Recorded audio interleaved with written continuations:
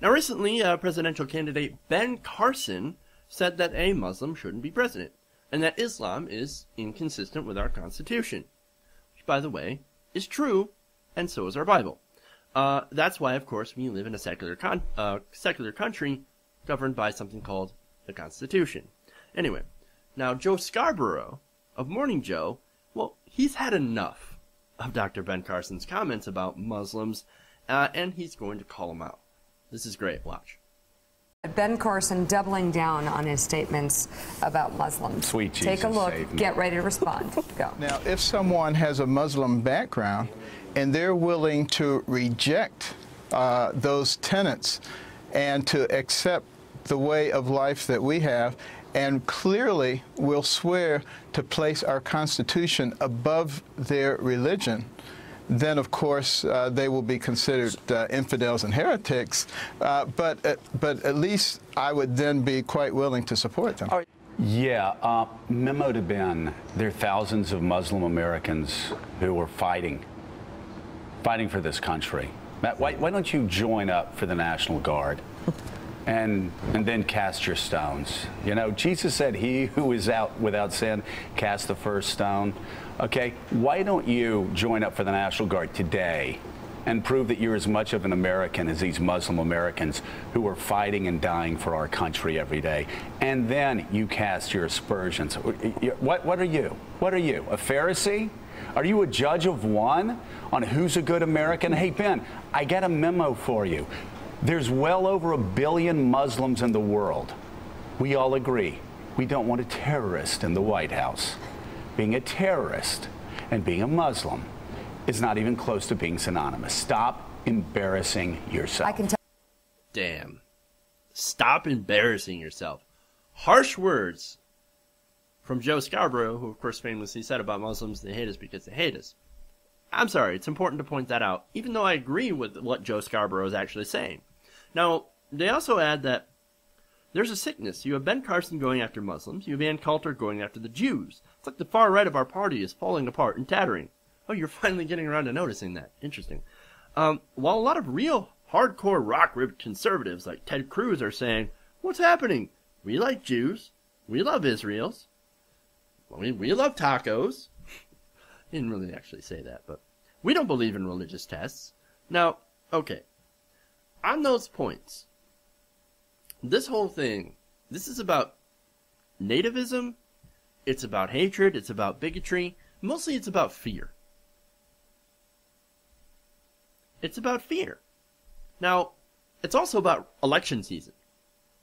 Yes, I'm going to bring that into this. Why? Because I think that's an important angle. Look, Joe fails to mention that fear has actually been a very major component, very successful component of a lot of Republican campaigns. Fear works. Fear sells. It gets people's attention. Think of Donald Trump. The Mexicans, right? The Mexicans, they're sending their worst over here. The rapists, the killers, they're take your jobs. Don't worry. I can take care of that. They're afraid. First they set up the fear, right? They set it up so that, oh my God, you're right, they are coming after our jobs. They're doing this, they're doing that. I'm afraid of them. And then somebody like Donald Trump comes along and says, don't worry, I can take care of it. That's how it works, man. It's very successful. Now, I also want to point out that even their rock-ribbed conservative, Ted Cruz, is peddling this fear of the war on Christianity. There's no war on Christianity, not in America. It's just, you can point out other places elsewhere where Christians are being persecuted. And immediately, I'm going to come to their defense. You shouldn't go after a minority just because they're a minority. It doesn't matter who they are. I'm going to defend them if they're right. Now, unfortunately, for Ted Cruz and Mike Huckabee, Christianity is not a minority in America. Over 70% of Americans are Christians. They identify with some form of Christianity. Relax, guys. There's no war on Christianity. You're not a minority. You're fine. All right. Anyway, where I can give Scarborough more credit is what he actually stood up for American Muslims. who are actually serving in the military. Now, that doesn't get mentioned enough. Now, for example, you look at Ahmed Muhammad, right? The 14-year-old kid. American resident, citizen, being accused of terrorism. For what? Taking apart a clock and putting it in a pencil case. Oh, it looks like a bomb. Why do you think it's a bomb? Well, it's because he's a brown-skinned Muslim. Of course. Named Ahmed Muhammad, of course. It's the most natural thing in the world for some of these people to call that a terrorist in training. With no proof.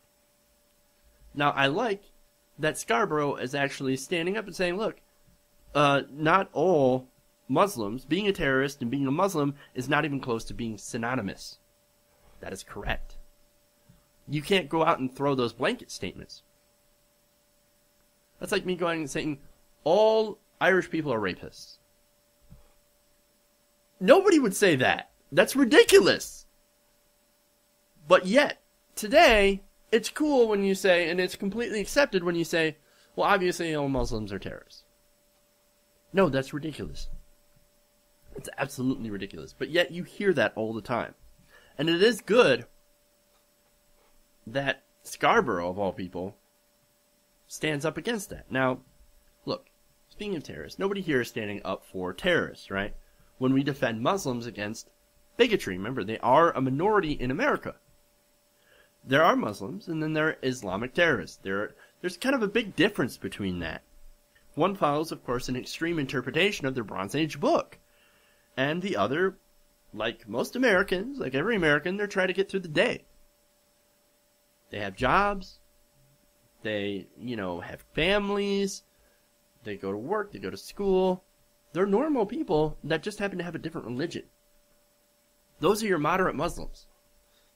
And they do call out Islamic extremism. You just don't choose to listen. Right after 9/11, for example, the Center of Arab-Islamic Relations, I believe, CARE, came out and immediately denounced the terrorist attacks. And yet, to this day, you're going to have conservatives out there saying, they never denounced terrorism. Yeah, they do. You just don't listen. Anyway, as I said, I'm going to go back to the cherry-picking thing. Because I think that's really important. When it comes to religion, everybody cherry-picks. For example, the moderate Muslims, as I just mentioned, well, they cherry-pick the Quran. They cherry-pick the good parts out. And they ignore the bad. The Islamic extremists, the fundamentalists, well, they cherry-pick the bad. And don't do the good. There's the difference. Everyone cherry-picks. Everybody. Even you, Dr. Ben Carson. Even Dr. Ben Carson cherry-picks, because I'm pretty sure that suit that he wears isn't made out of only one fiber. It's made of mixed fibers.